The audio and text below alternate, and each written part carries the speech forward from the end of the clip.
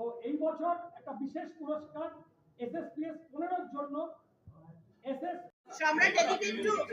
পুজো আসছে আর তার সাথেই বাড়ছে পুজোর আড্ডা। সেই রকমই এক রবিবাসরীয় সন্ধ্যাকালীন আড্ডায় চকমুড়ি সহযোগে প্রকাশিত হলো প্রখ্যাত সাংবাদিক ও পুজোপ্রেমী শ্রী সম্রাট চট্টোপাধ্যায়ের নতুন বই কলকাতার সার্বজনীন পুজো ডিরেক্টরি। আর সেই অনুষ্ঠানে উপস্থিত ছিলাম আমিও। তো চলো দেখে নিই এই অনুষ্ঠানটা কেমন হলো।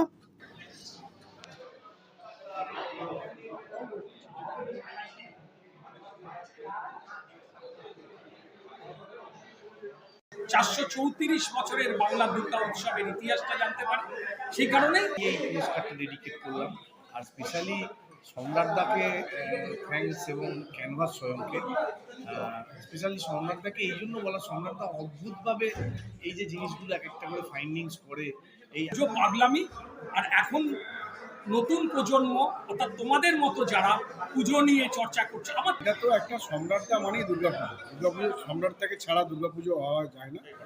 এটা হচ্ছে দুর্গাপুজোর এনসাইক্লোপিডিয়া বা দুর্গাপুজোর ইতিহাস ভূগোল সবকিছু জানতে হলে এই বইটা রাখতে হবে। আর এই বইটা যে স্পেশাল লেখা সে হচ্ছে সাংবাদিক সম্রাট চট্টোপাধ্যায়।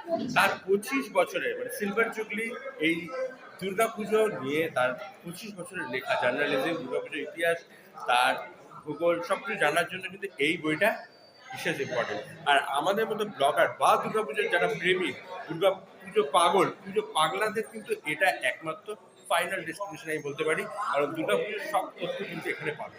তো বইটার মাত্র 250 টাকা, 250 টাকা তোমরা পেয়ে যাবে।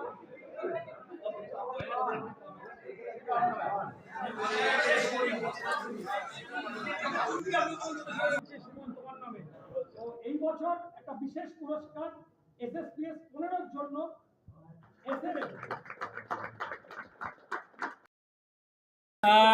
এটা আমার শেষ দুর্গাপুজো সিরিজের শেষ বই। কারণ আর নতুন করে কিছু দেওয়ার নেই, আর নতুন করে কিছু বলার নেই।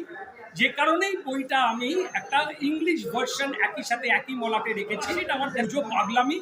আর এখন নতুন প্রজন্ম অর্থাৎ তোমাদের মতো যারা পুজো নিয়ে চর্চা করছে, আমার তো 25 বছর হয়ে গেল, এবার তো আমার অবসর নেওয়ার সময় পুজো নিয়ে। অন্তত তোমরা এবার এগিয়ে নিয়ে যাবে, তোমার মতো যারা রয়েছে এই পুজো নিয়ে ব্লগ করে, পুজো নিয়ে স্টোরি করে, তারা এগিয়ে নিয়ে যাবে পুজোটাকে। একটা প্রজন্ম শেষ হয়ে আমাদের প্রজন্ম শুরু হয়েছে, আমাদের প্রজন্ম এবার শেষ হবে, তোমরা এবার এগিয়ে নিয়ে যাবে। দ্বীপ প্রকাশনের কলেজ স্ট্রিটের স্টল থেকে এবং অ্যামাজন থেকে এই বইটা পাঠকরা সংগ্রহ করতে